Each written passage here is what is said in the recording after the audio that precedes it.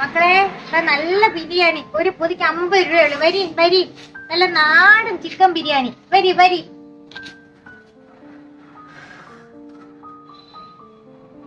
ആ മോനെ വരി വരി, 50 രൂപയുള്ളൂ മക്കളെ ഒരു പൊതിക്ക്. അല്ല, നിങ്ങളെ എനിക്ക് അറിയാല്ലേ, നിങ്ങള് ജമീലാത്തയുടെ മൂത്ത മോളല്ലേ, ഗൾഫിലൊക്കെ ആയിരുന്നു.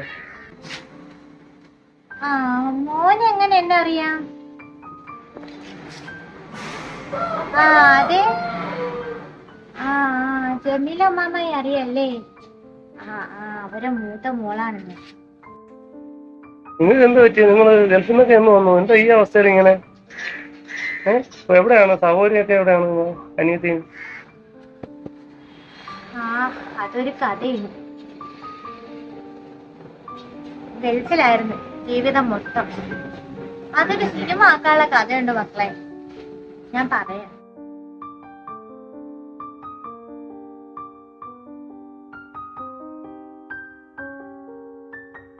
എന്റെ മക്കളെ പോയിട്ട് വന്നിട്ട് കടങ്ങളൊക്കെ തീർക്കണം. എന്നിട്ട് എന്റെ മക്കൾക്ക് ഒരു ജീവിതം വേണം. നമുക്ക് നല്ല നിലയിൽ ജീവിക്കാനല്ലേ മക്കളെ. സന്തോഷത്തോടെ പോയിട്ട് വരി. അപ്പൊ ഞാൻ പോയിട്ട് വരാം അമ്മ. പോയിട്ട് വാ മക്കളെ. ശരി മോളെ, നീ നന്നായിട്ട് പഠിക്കണം. പഠിത്തത്തിൽ ഉഴപ്പൊന്നും കാണിക്കരുത്. ഇപ്പൊ അവിടെ ചെന്നിട്ട് ക്യാഷ് എങ്ങനെയെങ്കിലും അറേഞ്ച് ചെയ്ത് ഫീസ് അടയ്ക്കാം കേട്ടോ. മോളെ വിഷമിക്കണ്ട, നന്നായിട്ട് പഠിക്കണേ. ശരി തങ്കി പോയിട്ടോ. എന്നാ ശരി അമ്മ. ഞാൻ പോയിട്ട് വരാട്ടോ.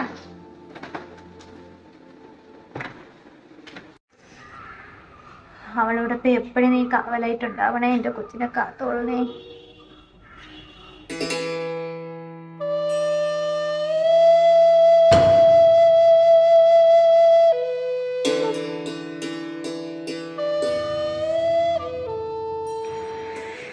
ഉമ്മായെന്ന് വിളിക്കാം, അല്ലെങ്കിൽ ടെൻഷൻ അടിച്ചിപ്പം പൂപ്പാടായി കാണും. കൊച്ചു പോയിട്ട് വിളിച്ചില്ലല്ലോ. നേരം 5 മണിയായെന്ന് തോന്നുന്നു. 5 മണിയോളം ആയി. കൊച്ചു ഇത്ര ആയാ എന്തോ.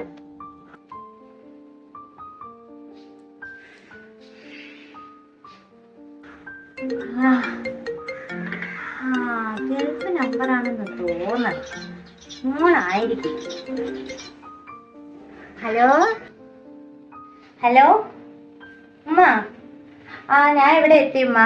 മോളെ, യാത്രയൊക്കെ സുഖമായിരുന്നു മക്കളെ? യാത്രയൊക്കെ സുഖമായിരുന്നു.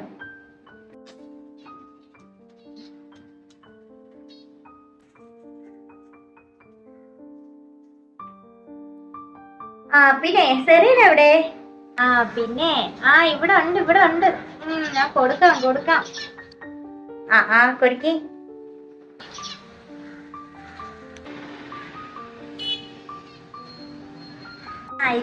യാത്രയൊക്കെ സുഖമായിരുന്നോ? സുഖായിരുന്നു മോളെ. നീ ഇന്ന് കോളേജിൽ പോയില്ലേടി? ഞാൻ കോളേജിലൊക്കെ പോയിട്ട് വന്നതാണ്. പിന്നെ ഇന്ന് ആ പലിശക്കാരൻ ദാമു ഇവിടെ വന്നിരുന്നേട്ടാ. കുറച്ച് ഒച്ചയൊക്കെ വെച്ചിട്ടാണ് പോയി. ഇപ്പൊ ഗൾഫിൽ പോയ കാര്യം അറിയുന്നു. ഒരുവിധം ഉമ്മ പറഞ്ഞിട്ട് അങ്ങനെ വിട്ടു. ഞാൻ ഇവിടെ വന്നല്ലേ ഉള്ളൂ മോളെ. എന്തായാലും നാളെ ജോയിൻ ചെയ്യുള്ളൂ ജോലിക്ക്. ഇന്നിന് പറ്റില്ല. എന്തായാലും ആദ്യത്തെ ശമ്പളത്തിൽ നിന്ന് പകുതി അയാൾക്ക് കൊടുത്ത് എങ്ങനെയെങ്കിലും സെറ്റിൽ ആക്കണം. ഞാൻ നോക്കട്ടെ മോളെ.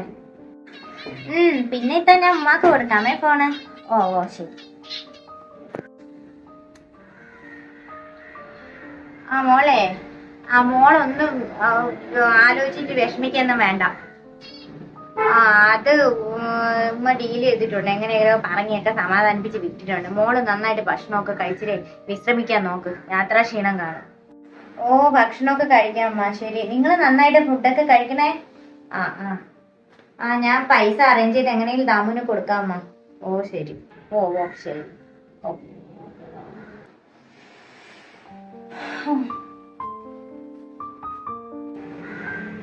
പെണ്ണിന്റെ കാര്യം കൊച്ചിനാകെ വിഷമായി കാണേ ഉള്ളൂ.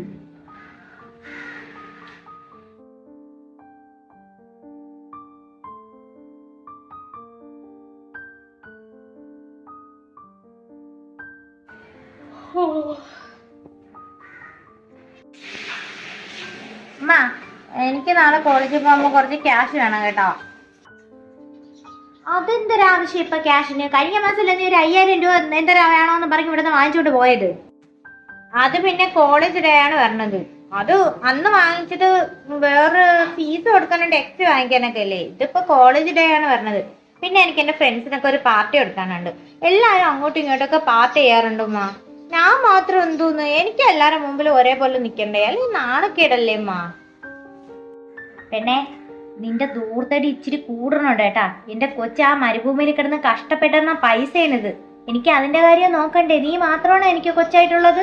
ഇത്താരുടെ ജീവിതം ഇത്ത നോക്കിക്കോളും. അത് ഉമ്മ എത്ര വേണമെന്ന് വിഷമിക്കേണ്ട ആവശ്യമൊന്നുമില്ല. എനിക്ക് എന്തായാലും ഒരു 3000 രൂപ തന്നേ പറ്റുള്ളൂ. എന്റെ കയ്യിൽ പൈസയൊന്നും ഇപ്പൊ തരാനില്ല. നീ പോവാൻ നോക്കണേ ഒരുമാതിരി. ആ സമയം പണം പണം പണം എന്ന് പറഞ്ഞു. ഓ, എനിക്കും മാപ്പായോ കക്കച്ചയോ ആരെങ്കിലും ഒക്കെ ഉണ്ടായിരുന്നെങ്കിൽ എനിക്ക് അവരുടെ അടുത്ത് ചോദിക്കായിരുന്നു. ഉമ്മാക്ക് ഉമ്മാരെ വീട്ടിൽ നിന്ന് ആൾക്കാർ വരുമ്പോ കൊടുക്കാനൊക്കെ കാശുണ്ടല്ലോ. അപ്പൊ എന്റെ മോളാണ് ഉണ്ടാക്കിയെന്നൊന്നും പറയുന്നില്ലല്ലോ. ഓ, എനിക്ക് എന്റെ വാപ്പ ഉണ്ടായിരുന്നെ എനിക്ക് വാപ്പാടെ അടുത്ത് ചോദിക്കായിരുന്നല്ലോ. വാപ്പ എനിക്ക് പൈസ തന്നണം. വാപ്പ ഇല്ലാത്തോണ്ടല്ലേ നിങ്ങൾ ഇങ്ങനെയൊക്കെ പറയണോ? ഓ, അന്നം പൊന്നണ്ട. തരാപ്പി തരാം. ഈ മാസം അങ്ങേർക്ക് ബാങ്കിൽ പലിശ അടയ്ക്കാനുള്ള കുറച്ച് 3000 രൂപ എന്റെ കയ്യിൽ ഇരിപ്പുണ്ട്. അതങ്ങ് തരാൻ ഞാൻ. അടുത്ത പ്രാവശ്യം ഇരട്ടി ആവേ ഉള്ളൂ പലിശ അടയ്ക്കാതിരുന്നു. എന്തൊരു ചെയ്യും എന്തോ.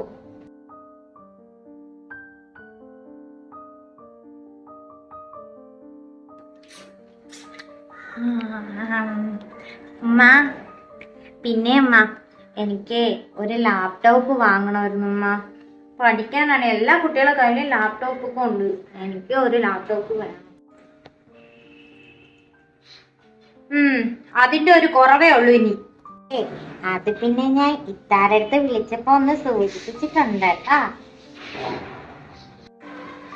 എന്റെ കൊച്ചെ, നീ ഇതെന്തോന്നാണ് കാണിച്ചത്? നീ എന്തിനാണ് അവളെ വിളിച്ച് പറയാൻ പോയത്? ആ കൊച്ചാണെങ്കിൽ എന്തെങ്കിലും കേട്ട അപ്പോഴേ ഉള്ള കടവും എല്ലാം മറിച്ച് ഇങ്ങോട്ട് അയക്കും. നിന്നെ കൂടെ ഇങ്ങനെ പൊറുതി പൊട്ടി ഇരിക്കണേട്ടാ.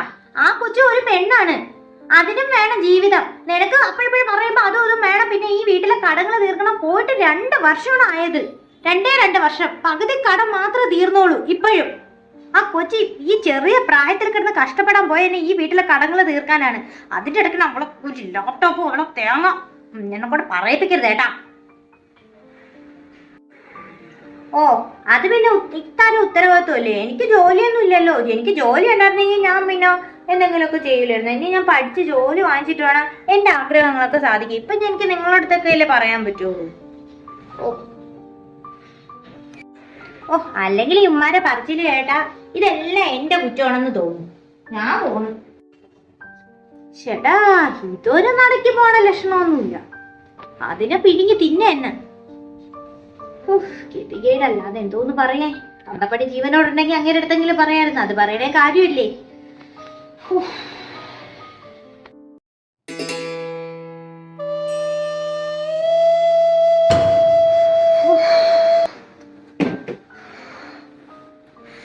എന്തായാലും ഉമ്മായി ഒന്ന് വിളിക്കാം.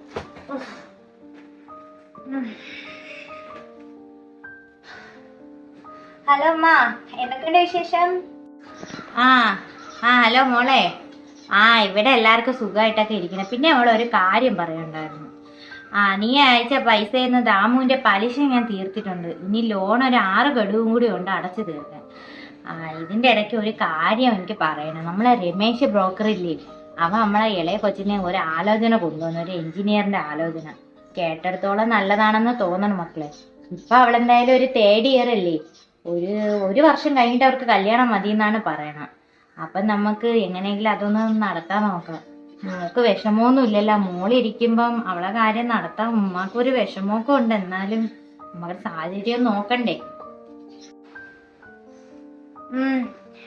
എന്റെ കാര്യം ആലോചിക്കണ്ടമ്മ. ഇവിടത്തെ ജോലിയൊക്കെ ഇനി എത്ര നാളത്തേക്കെന്ന് പോലും എനിക്കറിയില്ല.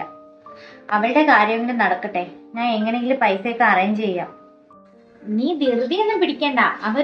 ഒരു വർഷത്തെ ഇടവേള നമുക്ക് തന്നിട്ടുണ്ട്. 1 വർഷം കഴിഞ്ഞിട്ട് കല്യാണം നടത്തിയാൽ മതി എന്നാണ് ചെറുക്കന്റെ വീട്ടുകാർ പറയുന്നത്. ഓ, അപ്പൊ പ്രമാണം എടുക്കാനുള്ള സമയം എനിക്ക് കിട്ടും. പിന്നെ മോളെ, അവരൊന്നും ചോദിച്ചൊന്നുമില്ല. എന്നാലും നാട്ടു നടപ്പൊക്കെ അനുസരിച്ച് നമ്മളെ കൊച്ചിനെ അങ്ങോട്ട് ഇടുമ്പോ ഒരു കുറവും ഉണ്ടാവരുതല്ലോ. ചെറുക്കൻ എഞ്ചിനീയറും ഇത്തിരി വലിയ കുടുംബമൊക്കെയാണ്. നമുക്ക് എന്തെങ്കിലുമൊക്കെ കൊടുക്കണ്ടേ? കുറഞ്ഞ ഒരു 50 പവനെങ്കിലും കൊച്ചിന് കൊടുക്കണം. അല്ലെങ്കിൽ ഭയങ്കര മോശമായി പോകും അത്. ഓ ഉമ്മ, ഞാൻ ഡ്യൂട്ടിക്ക് പോയിട്ട് വന്നതേ ഉള്ളൂ ഉമ്മ. എന്നിട്ടാണ് ഞാൻ പിന്നെ ഉമ്മയെ വിളിച്ചത്. പിന്നെ ശരി, ഞാനൊന്ന് ഫ്രഷ് ആവട്ടെ. ഓക്കെ ഓക്കെ, നമുക്ക് അറേഞ്ച് ചെയ്യാം സമാധാനമായിട്ട്. ഇത് ഒരു ഊരാ കുടുക്കാണല്ലോ. ഒന്നഴിക്കുന്തോറും അടുത്ത കുരുക്ക് വന്നു കയറണല്ലോ. പടച്ചോനെ, ഞാൻ ഈ കുരുക്കിൽ അകപ്പെട്ടെന്നാണ് തോന്നുന്നത്. ആ, എല്ലാം എൻ്റെ അനിയത്തിക്കല്ലേ. അനിയത്തിക്കും ഉമ്മാക്കും. ഞാനല്ലാതെ അവർക്ക് ആരുണ്ട്? എന്തായാലും അവരെന്നെ കൈവിടൂല. എനിക്ക് എന്തെങ്കിലും പറ്റിയാലും അവരല്ലേ എനിക്ക് എൻ്റെ കൂടെ ഉള്ളൂ. അവർക്ക് വേണ്ടിയിട്ട് തന്നെ ഞാൻ ജീവിക്കണം.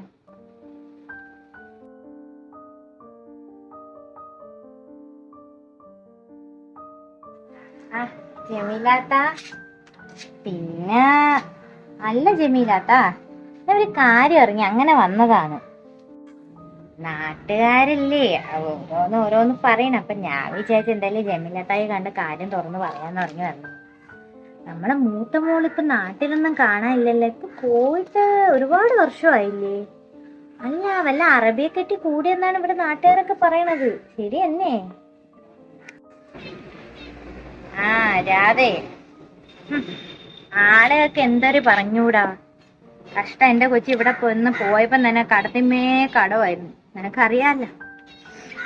ആ, അതൊക്കെ തീർത്തിട്ട് അതിനെ തീർത്ത് വരുമ്പോ ഓരോരോ ബാധ്യതകൾ. പിന്നെ ഇളയ കൊച്ചിനെ കെട്ടിച്ചു വിട്ടു, അതിന്റെ പഠിപ്പ്, പിന്നെ വീട്ടിലെ ലോണ്, ഇതെല്ലാം കഴിഞ്ഞിട്ട് അതിനും എന്തെങ്കിലും വേണ്ടേ. പിന്നെ എനിക്കാണെങ്കിൽ ഷുഗർ, പ്രഷർ, ഇനി ഇല്ലാത്ത അസുഖങ്ങളൊന്നുമില്ല. മരുന്നും മങ്ങണിയും വാങ്ങാൻ തന്നെ ഒരു മാസം ഒരു 10,000-25,000 രൂപ അത് വേറെ. പിന്നെ എന്തൊരു ചെയ്യേ. പിന്നെ അതുങ്ങളെ കുട്ടികൾക്കും അവള് വെറുതെ ഇരിക്കൂല. അതിന് സ്കൂളിൽ ചെലവാക്കാനും ബാഗും എല്ലാം എന്റെ കൊച്ചാണ് വാങ്ങിച്ചു കൊടുത്തു വിടുന്നത്.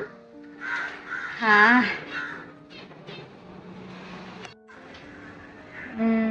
തന്നെ പാവം കൊച്ചു. ആ, എന്റെ കൊച്ചിപ്പം പോയിട്ട് 10 വർഷമാവുന്നു. എനിക്കാണെങ്കിൽ ഒന്ന് കണ്ടോളാൻ വയ്യാണ്ടിരിക്കുന്നു. അല്ല, അനിയത്തി കൊച്ചിപ്പൊ ഇങ്ങോട്ട് വരാറൊന്നുമില്ലേ? വിളിക്കാറൊന്നുമില്ലേ? ഓ, അനിയത്തി കൊച്ചങ്ങ് ബാംഗ്ലൂരല്ലേ. അവിടെ പിന്നെ അവനെന്തോ IT കമ്പനിയിൽ ജോലി ഉണ്ടെന്നൊക്കെ പറയണേ. എവക്കും എന്തോ ജോലിക്ക് അപ്ലൈ ചെയ്തിട്ടുണ്ടെന്ന് പറയണു. അവർ രണ്ടുപേരും അവിടെ തന്നെ. അതിന് ഇന്നെ കുടുംബജീവിതമൊക്കെ ആയപ്പോ എന്നെ പോലും വിളിക്കാൻ അതിന് സമയം കിട്ടുന്നില്ല.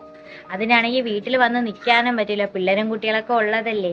നമ്മളായിട്ട് അങ്ങനെ നിർബന്ധിക്കാനും പോകില്ല. അവരെയൊക്കെ ജീവിതങ്ങളായില്ലേ, സന്തോഷത്തോടെയൊക്കെ ജീവിക്കട്ടെ. എന്തായാലും മൂത്ത കൊച്ചിന് ഇത്രയും വർഷം ഗൾഫിലൊക്കെ നിന്നല്ലേ, ബാങ്ക് ബാലൻസ് ഒന്നും കാണാതെ ഒന്നും ഇരിക്കൂലല്ലോ. എന്തെങ്കിലുമൊക്കെ കാണൂലേ ബാങ്കില്. മൂത്ത മോക്ക് ബാങ്ക് ബാലൻസ് കൊള്ളാം. കഷ്ടം. അത് കിട്ടണ പൈസ അന്നന്ന് മാസം ഇങ്ങോട്ട് എന്റെ അക്കൗണ്ടിലാണ് അയച്ചു തരുന്നത്. ഇവിടെ ചില്ലറ ചെലവാണ്. 100 രൂപയൊക്കെ കയ്യിലെടുത്താ ഒന്നിനും ഇല്ല. പിന്നെ വയസ്സ് 10-37 ആയി ആ കൊച്ചിന്. അത് കല്യാണ കാര്യം പറയുമ്പോ ഒഴിഞ്ഞു മാറി പോവേണ്. പ്രായം ഇത്രയൊക്കെ ആയില്ലേ, എനിക്കിനി ജീവിതമൊന്നും വേണ്ടെന്നാണ് ആ കൊച്ചു പറയണത്. ഇനി നിർബന്ധിക്കാനല്ലേ പറ്റൂ. നാട്ടിലാണെങ്കിൽ എങ്ങനെയെങ്കിലും പിടിച്ച് കെട്ടിക്കാന്നെങ്കിലും പറയാം. ഇതിപ്പം ബാധ്യതകൾ ഒഴിഞ്ഞിട്ട് വരാന്നും പറഞ്ഞ് അവിടെ കടിച്ചു തൂങ്ങി നിൽക്കുകയും. അതിനെയും കുറ്റം പറയാൻ പറ്റൂല രാധേ. ഓരോരോ കാര്യങ്ങൾ ഒഴിയുമ്പോ ഓരോരോ ബാധ്യതകൾ വന്നങ്ങ് ചേരയില്ലേ. എന്ത് പറയേ. തന്നെ ജമീലാത്ത, ഈ മനുഷ്യരെന്ന് പറഞ്ഞാലേ ഏതെങ്കിലും ഒരു കുടുംബത്തിൽ ഒരു പെങ്കൊച്ചിത്തിരി ജോലിക്കാ വല്ല പോയ എല്ലാ കഥകളെ പറയുള്ളൂ. സത്യാവസ്ഥ എന്തെന്നാ ഒറ്റ മനുഷ്യനും തിരക്കൂല. പാവം കൊച്ചി എത്ര വർഷം കൊണ്ട് അവിടെ കിടന്ന് കഷ്ടപ്പെടുന്നവർക്കേ അതിന്റെ വില മനസ്സിലാവുള്ളൂ. 1000 കുടത്തിന്റെ വാ നമുക്ക് അടയ്ക്കാം, പക്ഷെ ഈ മനുഷ്യന്റെ വാ പറ്റൂല ജമീലാത്ത, പറ്റൂല. ഞാൻ എന്തായാലും ഞാൻ അടുത്തൊരു കട വരെ വന്നതാണ്. ഇനി കുറച്ച് 4 മണിയൊക്കെ ആയില്ലേ. കൊച്ചുങ്ങൾക്ക് ചായക്ക് എന്തെങ്കിലും കടി വേണ്ടേ? മോളെ കൊച്ചി വീട്ടിലുണ്ട്. ഞാൻ എന്നാ പോയിട്ട് വരാത്ത. ശരി. പോയിട്ട് വരാതെ. എന്തൊരു ചൂടല്ലേ. നീ എന്നാ പോയിട്ട് വരി.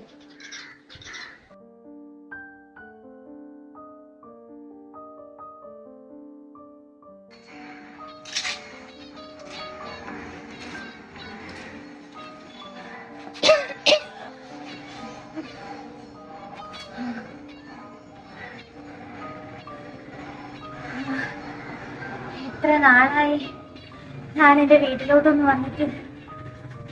പഠിച്ചവനെ, എല്ലാം മാറി. കാടും വീടും ഒക്കെ മാറി. എന്റെ ഉമ്മ പോയതോടെ എന്റെ വീട് അനാഥമായി. അനിയത്തെങ്കിലും കാണുമായിരിക്കും.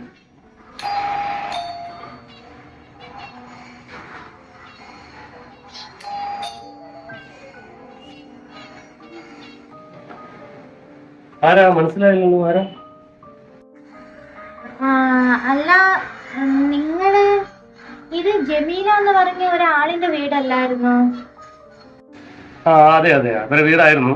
പക്ഷെ അവര് മരിച്ച ശേഷം അവരുടെ മോളെ നമ്മൾ വിൽക്കണം പറഞ്ഞത് നമ്മൾ വാങ്ങി. അപ്പൊ നമ്മളത് താമസിക്കുന്നു.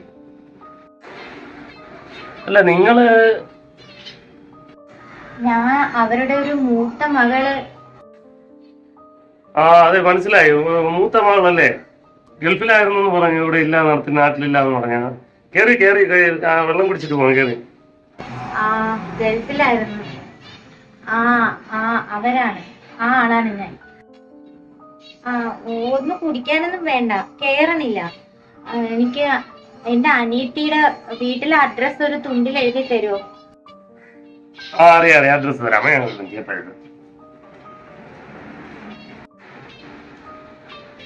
ഇതാണ് അഡ്രസ് കേട്ടോ. അവരിപ്പോ കഴക്കൂട്ടത്തെ ഫ്ലാറ്റിലാണ് താമസിക്കുന്നത്. കുഴപ്പമില്ല, നല്ല നിലയിലൊക്കെയാണ്. ഫ്ലാറ്റ് നമ്പറും എല്ലാം ഡീറ്റെയിൽസ് ഒക്കെ ഉണ്ട്.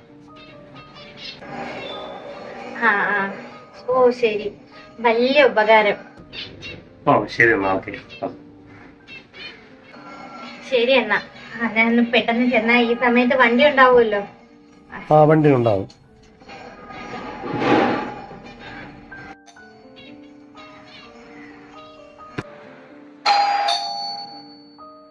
ഈ സമയത്ത് പിള്ളേര് പഠിക്കാനൊക്കെ പോകില്ല.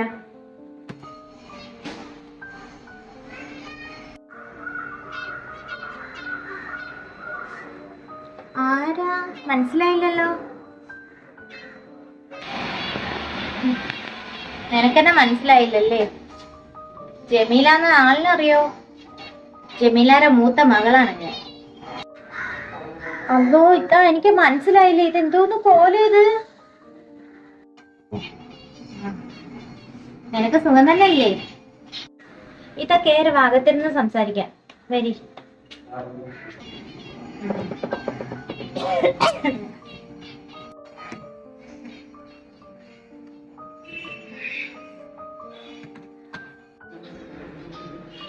ഇത്ത ഇരി.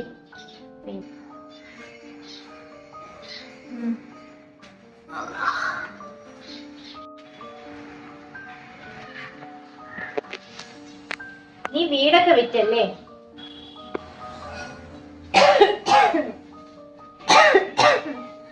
പിന്നെ ഞാൻ വീടൊക്കെ വിറ്റിത്താ. കാരണം ഇത്തായി കോണ്ടാക്ട് ചെയ്യാൻ നോക്കിയിട്ട് പറ്റിയില്ല. പിന്നെ ഞങ്ങള് പെട്ടെന്ന് ബാംഗ്ലൂരായിരുന്നല്ലോ, പെട്ടെന്ന് ഷിഫ്റ്റ് ചെയ്തു, ട്രിവാൻഡ്രത്തോട്ട് വന്നു. അപ്പൊ കുറച്ച് ക്യാഷിന്റെ ആവശ്യമൊക്കെ ഉണ്ടായിരുന്നു ഫ്ലാറ്റ് വാങ്ങാൻ. പിന്നെ ഞാൻ അതങ്ങ് കൊടുപ്പിച്ച്. എന്റെ പേർക്കാണ് ഉമ്മ ലാസ്റ്റ് എഴുതി വെച്ചത് മരണശേഷം. അപ്പൊ പിന്നെ ഞാൻ അത് വിറ്റിട്ട് എന്റെ ഫ്ലാറ്റിനൊക്കെ ഇങ്ങനെയാണ് ഈ ഫ്ലാറ്റൊക്കെ വാങ്ങിച്ചത്. അല്ല, നിന്റെ ഭർത്താവും കൊച്ചുങ്ങളൊക്കെ എവിടെ? ഇക്ക ജോലിക്ക് പോയി ഓഫീസില്. ഇവിടെ അടുത്തൊരു IT കമ്പനിയിലാണ്. പിന്നെ മക്കളൊക്കെ ബോർഡിങ്ങിൽ നിന്ന് പഠിക്കാൻ. രണ്ടുപേരും ബാംഗ്ലൂരിൽ നിന്ന് പഠിക്കാൻ. നിങ്ങളെയൊക്കെ ഞാൻ പല വട്ടം കോണ്ടാക്ട് ചെയ്യാൻ വേണ്ടി ഞാൻ നോക്കി, കിട്ടിയില്ല. ആരെയും കിട്ടിയില്ല. ആകെ എനിക്കുണ്ടായിരുന്ന ഒരു ബന്ധം എന്ന് പറഞ്ഞ ഉമ്മായുമായിട്ടായിരുന്നു. അവര് മരിച്ചതിന് ശേഷം ഞാൻ നിങ്ങളെ പലവട്ടം വിളിക്കാൻ നോക്കി, കിട്ടിയില്ല. അത് ഞാൻ പറഞ്ഞല്ലോ ഇത്താ. ബാംഗ്ലൂരിൽ നിന്ന് ഞങ്ങൾ ഷിഫ്റ്റ് ആയതിനു ശേഷം കോണ്ടാക്ട് നമ്പറൊക്കെ കയ്യിൽ നിന്ന് പോയി. അതുകൊണ്ടാണ് പിന്നെ ഒന്നും ഇത്തായെ കുറിച്ച് ഒരു വിവരം അറിയാൻ പറ്റാണ്ടായിപ്പോയി. അല്ല, ഇനി ഇത്ത തിരിച്ചൊന്നും പോണില്ലേ? ഞാനിനി തിരിച്ചു പോണില്ല. ഞാനിവിടെ 2 വർഷം ജോലിയൊന്നും ഇല്ലാതെ പട്ടിണിയിലായിരുന്നു. എന്റെ കൂടെ താമസിച്ചിരുന്നവര് സഹായം കൊണ്ട് മാത്രമാണ് എന്തെങ്കിലും ഒരു നേരം കഴിച്ച് ഞാൻ മുന്നോട്ട് പോയിരുന്നു. ഇനി എനിക്ക് വയ്യ, ഞാൻ നിർത്തി. ഇനിയൊരു പോക്ക് എന്നെ കൊണ്ട് പറ്റൂല. അല്ല, ഇനി ഇത്ത ഇവിടുന്ന് ഇനി എങ്ങോട്ടാ താമസം മാറുന്നത്? എന്തായാലും ഞാനിനി എവിടെ പോവാൻ? എനിക്ക് ആകെയുള്ളൊരു കൂടപ്പിറപ്പ് നീയല്ലേ. എന്തായാലും ഇവിടെ അങ്ങ് കൂടാം. അത് പിന്നെ അദ്ദേഹത്തിനാണെങ്കിൽ നമ്മളെ വീട്ടിൽ വേറെ ആരും നിക്കണ അത്ര ഇഷ്ടമല്ല. അതുപോലെ നമുക്ക് കുറച്ചില്ലല്ലോ എന്റെ വീട്ടുകാര് വന്ന് ഇവിടെ നിക്കണത്. വേറെ എവിടെയെങ്കിലും മതി മതി നിർത്തിക്കോ. പണം ഉണ്ടെങ്കിൽ സ്നേഹം ഉണ്ടാവും. അവിടെ കിടന്ന് കഷ്ടപ്പെട്ട് എരിവയിൽ കിടന്ന് പൊരിഞ്ഞ് ജോലി ചെയ്ത് പണം അയച്ചപ്പോ നിങ്ങൾക്ക് എല്ലാവർക്കും എന്നെ വേണം. ചിത്താന്ന് പറഞ്ഞ വലിയ സംഭവമായിട്ട് നിങ്ങൾ കൊണ്ടു നടന്നു. ഇപ്പം രോഗബാധിതയായിട്ട് നാട്ടിൽ വന്നപ്പോ നിങ്ങൾക്കൊക്കെ ഒരു ബാധ്യതയാവും. പേടിക്കണ്ട, ഞാൻ ആർക്കും ഒരു ബാധ്യതയാവണില്ല. എനിക്ക് ഇപ്പോൾ കുറച്ച് ആയുസും കൂടി പടച്ചവൻ തന്നിട്ടുണ്ട്. ജീവിച്ചാലേ പറ്റുള്ളൂ, മരിക്കാൻ പറ്റൂലല്ലോ. പടച്ചവൻ തന്ന ജീവിതം പടച്ചവനായിട്ട് തന്നെ തിരിച്ചെടുക്കുന്നത് വരെ എനിക്ക് മുന്നോട്ട് പോയേ പറ്റൂ. നീ പേടിക്കണ്ട, നിങ്ങളെ ജീവിതത്തിലൊന്നും ഞാനൊരു ശല്യം ഉണ്ടാവില്ല. എന്നെ പോലെ എല്ലാവർക്കും ഇതൊരു പാഠമുണ്ട്. ആയ കാലത്ത് എന്തെങ്കിലും നമുക്കെന്നും പറഞ്ഞ് ഉണ്ടാക്കി എവിടെയെങ്കിലും ഇടണം. സഹോദരങ്ങളായാലും മക്കളായാലും ആരെയും പിൽക്കാലത്ത് വിശ്വസിക്കാൻ പറ്റില്ല. നീ ഒന്ന് കരുതിയിരിക്കണം, നല്ലതായിരിക്കും. എന്തെങ്കിലും കഴിക്കാൻ എനിക്കൊന്നും കുടിക്കാനും തിന്നാനൊന്നും വേണ്ട, ഞാൻ പോണു.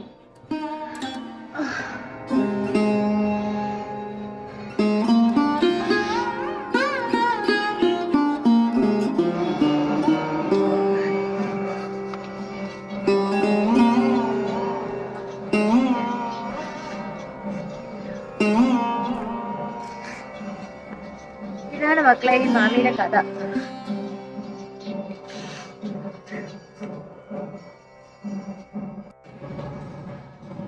അതൊക്കെ പോട്ടെ, മക്കൾക്ക് എത്ര ബിരിയാണി വേണം? ഇതിപ്പോ എത്ര ബിരിയാണി ഉണ്ട് നിങ്ങളെ? ഒരു കാര്യം ചെയ്യാം, അതെല്ലാം ഇങ്ങടിക്കും. ഞാൻ ഇവിടെ നമുക്കൊരു വൃദ്ധസാധനം ഉണ്ട്, ഞാൻ അവിടെ കൊടുക്കാം. ഇത് മൊത്തം വേണമെന്നോ? വളരെ നന്ദിയുണ്ട്.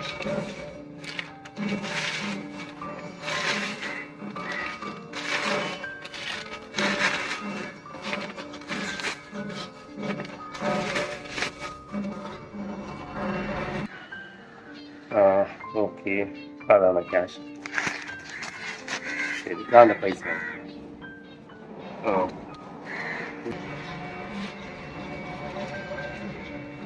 വലിയ ഉപകാരം മക്കളെ.